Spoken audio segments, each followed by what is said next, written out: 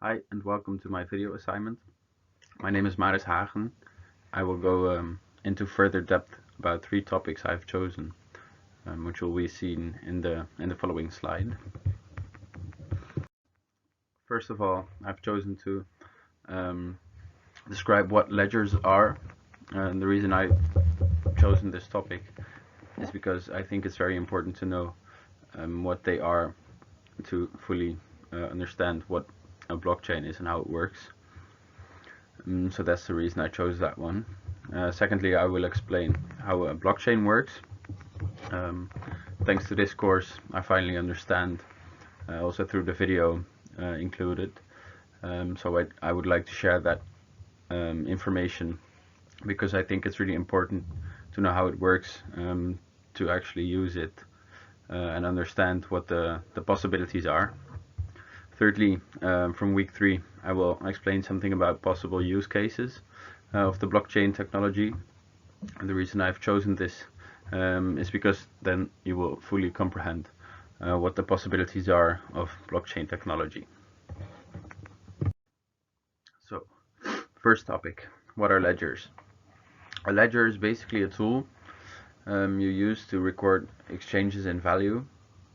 For example, financial ledger is where everyone's information, so their identities are taken in, as well as the financial transactions they make. So it's not only that a transfer from one person to another person is recorded, also the coin base, basically what they have, so the amount of money they have in their account, is also included. So an example could be, let's say you have 5 people all in possession of 100 euros. Person 1 gives 20 euros to person B. So instead of 100 euros, there will be included in the ledger that he has 20 euros less, so 80 euros. Whereas person B will gain 20 euros, so he will own 120 euros. So it basically, in historical order, describe what everyone's financial status is and record the exchanges. It tries to mimic the real world as good as possible. That's why it's historically ordered, and it shows all the data from the. It might show all the data from the persons included. So that, in a nutshell, is what a ledger is, which could be in many forms, which I will explain later a bit about. So, a perfect ledger. Of course, back in the day, when it first got invented, they used like clay tablets or whatever to record the transactions. Now these days we have a bit more handy tools to use this. This could be a database which is possible to access online, so it's way lighter, or a USB stick is even better than a big book.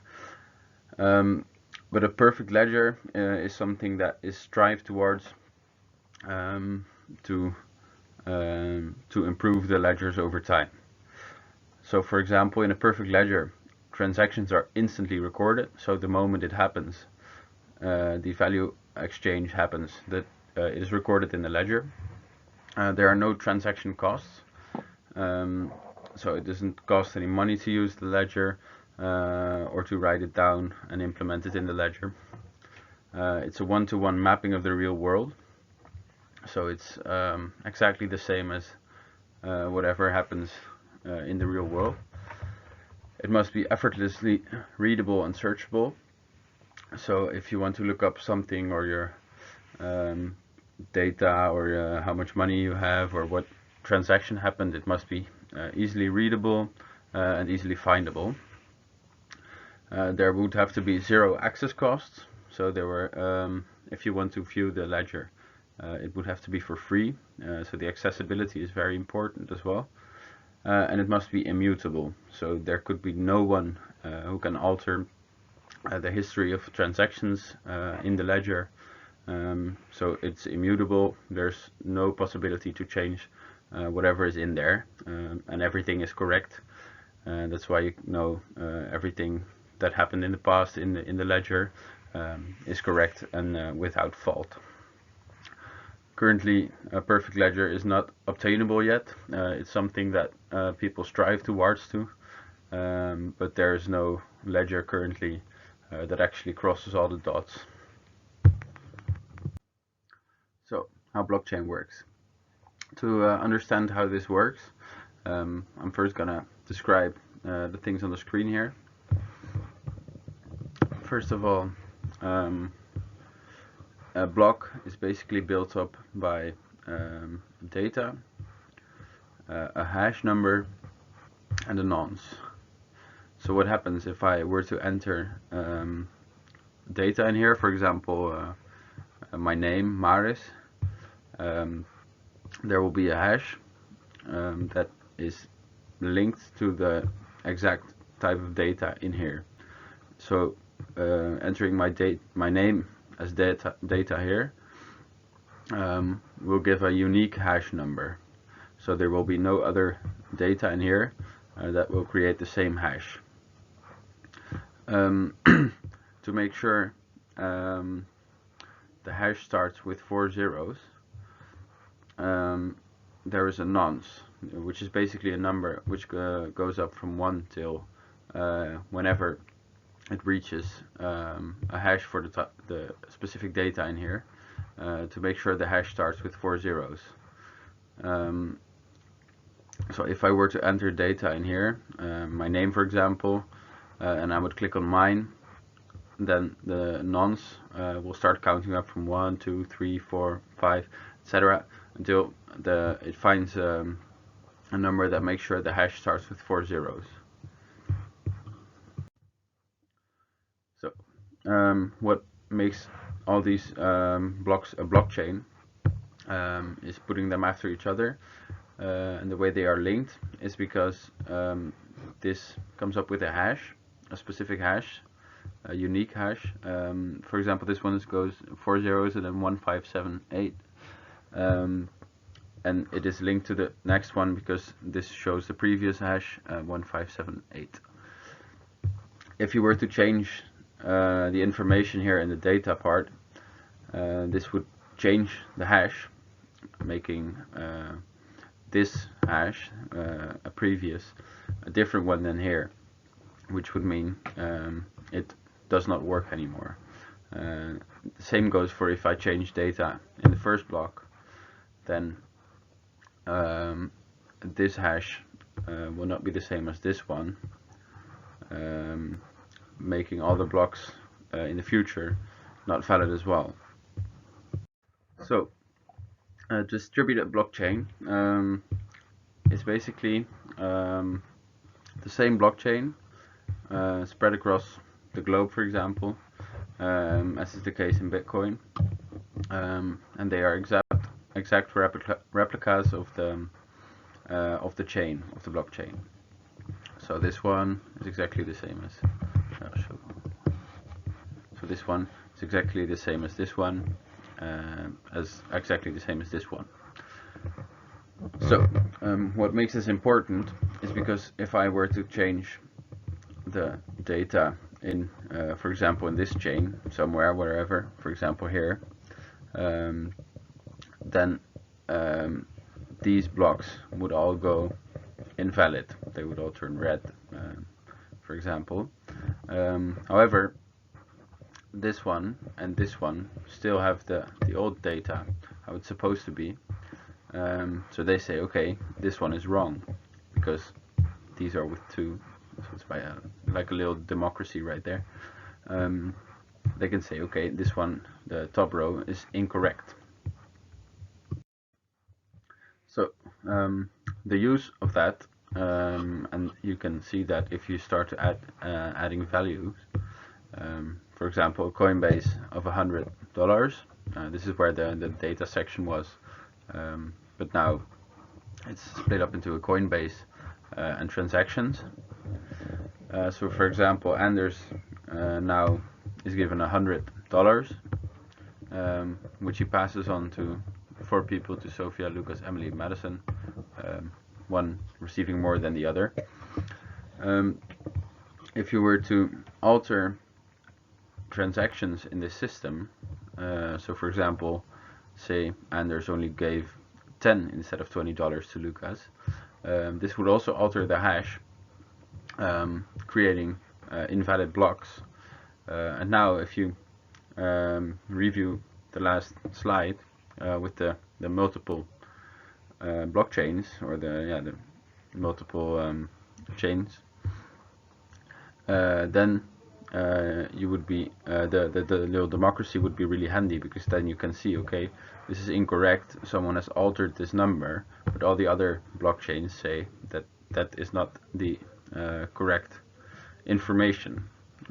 So that is the use of a blockchain and how it works, to make sure no one is able to alter how it looks, all the intel, all the transactions in there. So that's the the big advantage of using blockchain. So now the possible use cases of blockchain technology. It is hard to say, because we are still in the early days of blockchain and of the possible use cases, because we don't know what it will do yet. It is not greatly adopted by the mass people. A lot of people still don't know how blockchain works, or they don't know anything about it at all. To be sure, I think there is 2 to 5% who have a vague idea of what blockchain is. So once everyone is used to this type of technology and knows how it works, it will become way more popular, obviously, and it will be adopted by the great mass of people, which will lead to new uses, new use cases, and then we will finally see how it will take form. So some interesting use cases for the blockchain. One I found was digital voting. This will be really helpful, because there are a lot of people who don't have a lot of faith in the current voting system, and whether it's completely true and not altered by the government or whoever.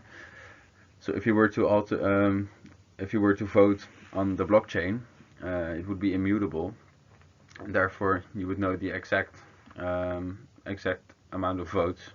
For example, for the voting of the parties that would go in the Tweede Kamer, in the second chamber here in the Netherlands.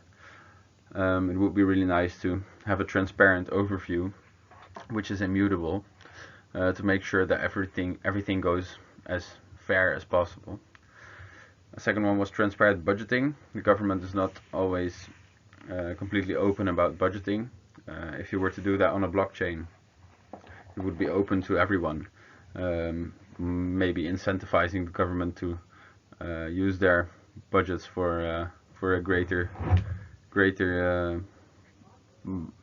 use. Another one is wills and inheritances.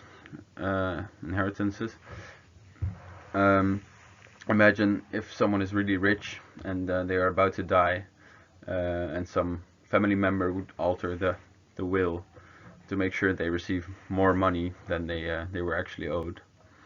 This would also be impossible on the blockchain, because it is immutable, so you cannot alter anything on the blockchain.